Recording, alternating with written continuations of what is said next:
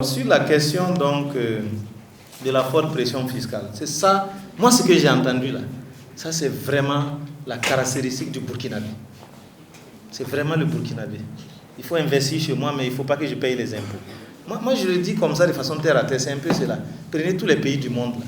Aux États-Unis, ne pas payer l'impôt là, c'est un crime. Tu peux voler, c'est mieux que de ne pas payer tes impôts. Parce que les impôts là, c'est ce qui fait fonctionner un État. Il n'y a pas autre chose. C'est ce qui fait fonctionner un État. Donc on doit travailler à avancer sur ces questions.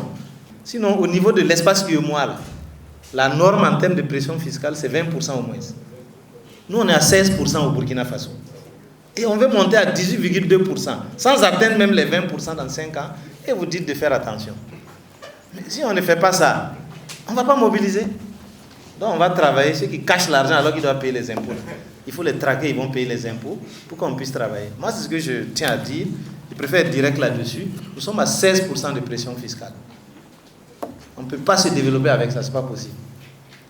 En réalité, ne croyez pas que nous allons alourdir encore ce qui existe, ce n'est pas ça. Ça peut être donc de nouveaux éléments en ouvrant l'éventail. Cependant, c'est la mauvaise qualité de recouvrement de la fiscalité. Et on veut l'améliorer. À travers quoi? La dématérialisation des procédures ou la digitalisation donc des recouvrements. C'est ça. Comme on en perd trop, et on a trouvé donc moyen de savoir récupérer.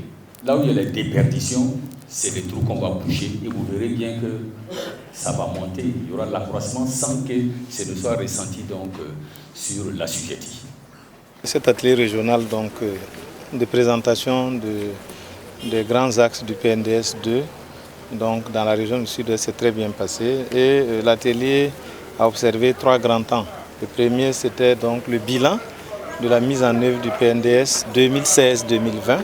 Il est important de montrer ce qui a pu être fait et ce qui reste à faire éventuellement et le contexte qui a prévalu à la rédaction du PNDS 2 qui prend en compte les insuffisances liées à la mise en œuvre du PNDS 2016-2020 mais aussi qui prend en compte les acquis et les bonnes expériences à renouveler et à poursuivre.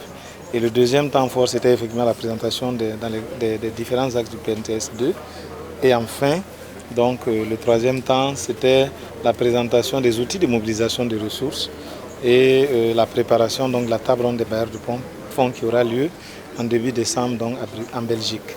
Alors ce qu'il faut dire comme innovation, c'est l'amélioration des outils de suivi et évaluation. Donc de la mise en œuvre du PNDS 2, mais aussi de mobilisation des ressources.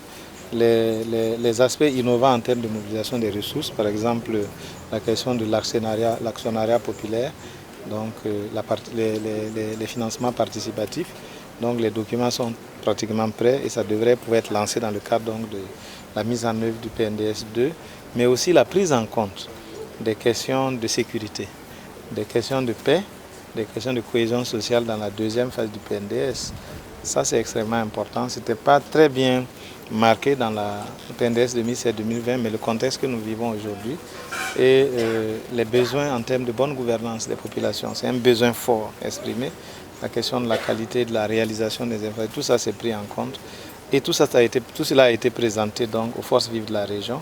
Et l'objectif a été atteint parce que notre objectif leur permet de s'approprier ces différents documents et susciter un intérêt autour, mais aussi les appeler à la mobilisation totale pour que nous puissions réussir la mise en œuvre du deuxième plan national de développement économique et social 2021-2025, appelé PNDS 2 dans notre pays.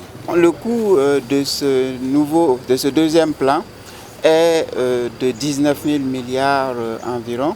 Donc il sera financé à hauteur de 63% par les ressources propres, c'est-à-dire par vous et moi, les impôts que nous devons payer, la contribution fiscale et les contributions au titre donc, des recettes de services, mais à hauteur de 37%, on va dire comme ça, par les ressources extérieures, dont à peu près 9% est pour le moment mobilisé si on en juge les conventions déjà signées et il reste en pure recherche de financement à peu près 28% du coût de ce plan.